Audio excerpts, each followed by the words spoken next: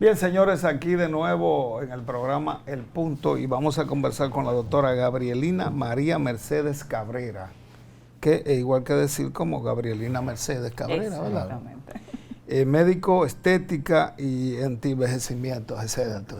Por eso la traje. Correcto. Por eso la traje, porque tú estás sufriendo mucho.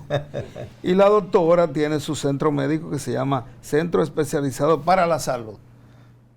Pero básicamente lo tuyo es el envejecimiento. Pero estamos los dos anotados ahí. No, yo estoy bien, mientras tanto, yo no tengo problema. Doctora, ¿cómo le ha ido? Muy bien, gracias a Dios y a ustedes. Muy bien. Tú sabes que la doctora vino aquí en época del COVID y estaba haciendo un tratamiento anti-COVID. Todavía usted lo lleva eso, Sí, ¿verdad? por supuesto, claro que sí, porque todavía el COVID tiene recuerdos con nosotros. Pero mira, el COVID Omicron, que aquí ha afectado ya muy pocas personas, pero en China ha matado gente por docenas. ¿Por qué eso? Sí, bueno, nosotros tenemos un pequeño dilema con eso, con el asunto de que ha afectado a muy pocas personas. Se pudiéramos decir que ha afectado mucho más que el SARS-CoV-2, que es la base, el que conocimos como COVID-19. ¿Por qué? ¿Por qué? La diferencia es que ahora tenemos pues esta cepa, el Omicron, que es una cepa más leve, y por el hecho de ser más leve pues pasa más desapercibida. Entonces pudiéramos confundirla con una gripe cualquiera, entonces no se le hace una prueba de COVID. Si se le hiciera una prueba de COVID a todo aquel que presenta síntomas, entonces dijéramos que tenemos más contagiados. Lo que pasa es que es menos letal, pero sí es mucho más fácil de contagiarse, precisamente por lo leve que aparenta ser. Y digo que aparenta ser, pues tenemos muchas secuelas tanto del COVID-19 como de esta nueva cepa, que es el Omicron, que realmente pues son cifras alarmantes, y aparte de que las cifras son alarmantes, pues sin duda las consecuencias de la misma es que son más alarmantes todavía. Pero, doctora, ¿y en qué consiste esa receta que usted ha abonado para contrarrestarlo? Bueno, estamos hablando de eso, es medicina ortomolecular, per se. La medicina ortomolecular pues se encarga de sustituir aquello que nos falta. Pero más que una receta es un procedimiento, son varios tratamientos que aplicamos, y esencialmente pues de la mano tenemos tres. El tratamiento de quelación, tratamientos de megadosis de ácido ascórbico o vitamina C, y por supuesto de la mano de la ozonoterapia.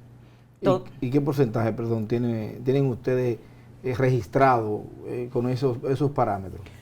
Pues de evolución positiva, sí, pudiéramos decir que un 98%. Wow. No tenemos el 100% porque como todo dominicano o como todo paciente, desde que nos sentimos pues mejor que como estábamos, pues muchos han abandonado el tratamiento, y por así decirlo, tenemos más o menos un 2% quizás de pacientes que se han vuelto a contagiar, porque gracias a Dios los que ya han llevado este protocolo, que así es como le llamamos, pues sin duda no se han vuelto a contagiar. De hecho, hasta con esta cepa que es leve y muy fácil de contagiarse, pues no tenemos la noticia de que se ha vuelto a contagiar, y eso es muy bueno. Mire, ¿y cómo se despierta ese interés?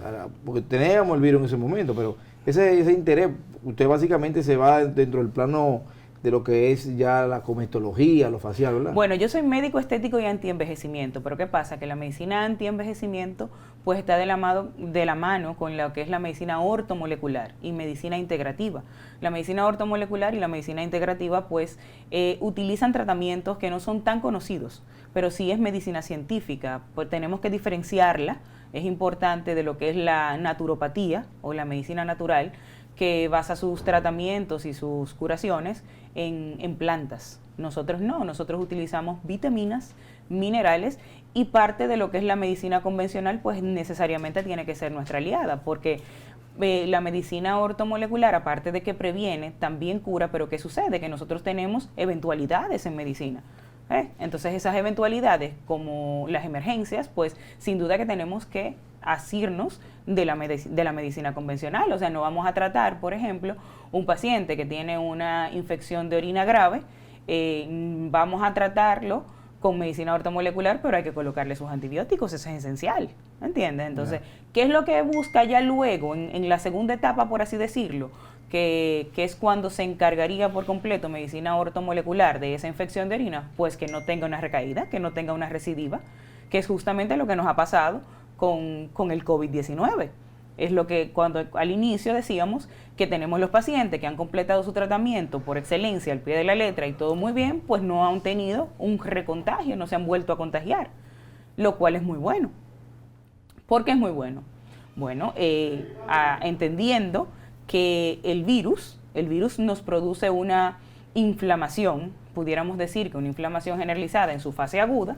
Estamos hablando de que una inflamación generalizada, ¿qué es lo que es generalizado? Bueno, pues yo tengo sistema gastrointestinal inflamado, tengo corazón inflamado, tengo hígado inflamado, pues entonces esos son los principales sistemas de nuestro organismo, y lo tenemos inflamado. Entonces, pues ¿qué sucede? Si ya yo tengo una inflamación que fue aguda y fue tratada, y entonces yo vuelvo y tengo entonces nuevamente, pues ya paso, y sin saber si hay una ventana entre que realmente me contagié, terminé con el tratamiento y ya no tengo el virus, a volverme a infectar, pues entonces ahí pudiéramos decir que si no estamos seguros entre que existe la ventana del contagio y el volver a contagiarme, entonces ya tenemos ahí una situación crónica. Ok. Bien, sí, bien. Bueno, ya usted no tiene seguro gente interna en el centro, en la clínica, No. Porque ya eso... No, fue de hecho superado. nunca lo tuvimos.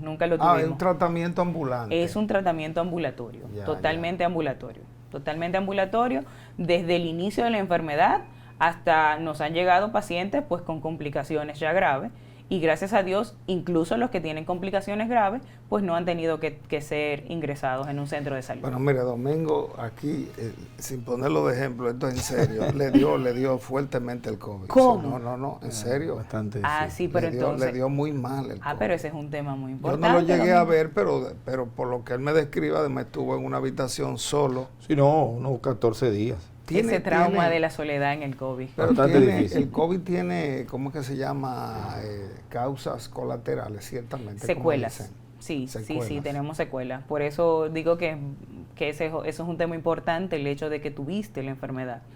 Porque justamente ahora quienes tratamos COVID cuando estábamos en plena pandemia, ahora que ya no estamos tan en pandemia, porque ya hemos perdido un poco, ya estamos un poco más desensibilizados frente a la situación de salud basado en ese punto específico que es el COVID-19, tenemos ahora pacientes, vamos a ver, hubieron diferentes tipos de pacientes. Estuvo el paciente que estaba como tú, que pues estuvo ingresado, que tuvo 14 días, que estuvo aislado. Estuvo el paciente que estuvo intubado, estuvo el paciente que ni se dio cuenta que le dio COVID. ¿Verdad? Estuvieron todos esos, se dieron. Y otros aislados, tratamientos ambulatorios. Tratamientos ambulatorios, exacto. Pero ¿qué sucede? Que hoy en día, a un tiempo prudente de la pandemia, a nuestra consulta pues nos llegan los pacientes y entonces tú dices, caramba, pero yo te vi no en pandemia, no te traté con COVID, de hecho tú ni siquiera me dijiste que tenías una prueba positiva de COVID. Llegan con las secuelas entonces. Exacto. ¿De qué? Llega ese paciente con la secuela. ¿Cuál es la principal? Bueno, pues un trastorno de la coagulación. ¿Qué es un trastorno de la coagulación?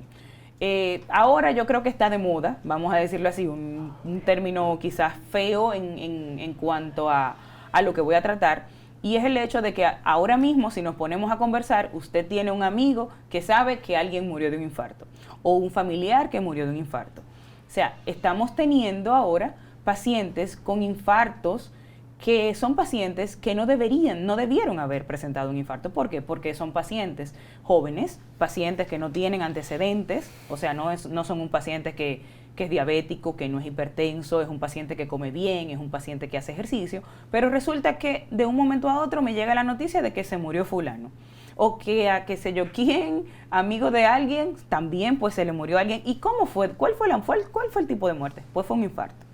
¿Qué sucede? Vamos a hablar específicamente de una prueba que se llama dímero D, que nosotros, los médicos ortomoleculares, tenemos mucho tiempo haciéndola, no solamente con la pandemia. O sea, yo tengo 5 o 6 años haciendo pruebas de dímero D. ¿Por qué? Porque yo necesito esos valores para calcular un tratamiento anti-envejecimiento para mis pacientes. ¿Ok? Y para mis pacientes con hipertensión y para mis pacientes diabéticos. Pero resulta que ahora una prueba que es algo rutinario en mi consulta y que generalmente, estamos hablando de que un 60, 70, 80% estaba dentro de los valores de referencia, pues ahora resulta que la mayoría a los que se le manda a hacer y tienen historia de haber tenido COVID, o de hecho incluso haber estado en contacto con alguien que tuvo COVID y ellos no desarrollaron la enfermedad, tenemos valores de dímero D exagerados. Sobre los 500. Pero muy. Y pacientes que tuvieron COVID hace un año, llegan a nuestra consulta y entonces tenemos valores de dímero D de 10,000, valores de dímero D de 12,000. Pues tiene COVID. Claro. No tiene COVID necesariamente, tiene un trastorno de la coagulación que va más allá. Va más allá. Afecta al cardíaco. Eso. Exactamente, sí. Justamente. ¿Qué es lo que el dímero D es? Un rasgo de una proteína. Se forma un coágulo, el cuerpo tiene mecanismos de anticoagulación y de coagulación. Entonces, ¿qué sucede? Se está formando un coágulo. Cuando ese coágulo se rompe porque entra el mecanismo de anticoagulación en nuestro cuerpo, el coágulo se rompe y deja una secuela. Deja una fracción proteica que es el dímero D. Si tenemos un dímero D elevado, ¿qué quiere decir? Yo tengo una situación con un trombo. No solamente se utiliza para diagnosticar COVID, o sea, el dímero D también se utiliza para diagnosticar tromboembolismo pulmonar, infartos, embolias de miembros inferiores, hemorragias, tromboembolismo diseminados, o sea, todo aquello que tiene que ver con un trastorno de la coagulación, el dímero D me va a dar una pincelada, me va a dar un diagnóstico de eso. Entonces, ¿qué pasa? Que cuando se produce una inflamación, la inflamación es la primera parte de una enfermedad. Pero en el caso de los pacientes con COVID, o que tuvieron COVID, hablando ahora un poco más al punto, como es nuestro programa, resulta que estos pacientes llegan con un dímero D elevado de 10,000, 12,000, 8,000, 5,000, 7,000. Pero ¿qué pasa? ¿Cuál es el factor común? El único factor común de ellos es que tuvieron la enfermedad de COVID. ¿Qué está pasando? Entonces ahí nos está dejando, pues sin duda alguna, algo que cuestionar y algo que reparar. Tienen que hacer un estudio para determinar eso. Exactamente. ¿Cómo se determina eso? La gente no lo sabe. Haciéndose el dímero D. Mira qué pasa. Cuando estuvimos en plena pandemia, para detectar el COVID-19, que no sabíamos qué era lo que estaba pasando, resulta que estaban los síntomas propios, o sea, el cuadro clínico de la enfermedad.